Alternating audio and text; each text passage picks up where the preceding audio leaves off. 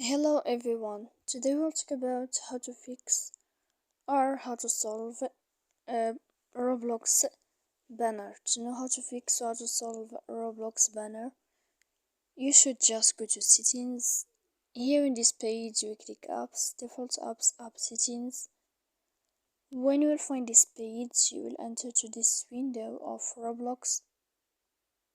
Here we go to click first stop and we click OK. After that we'll enter to storage. Then we click clear cache, and in the end of all these steps, then you can go to your Play Store, you will search about Roblox, and then you can update your application. So please don't forget to support us by like and subscribe. See you next time in another video, and thank you for watching.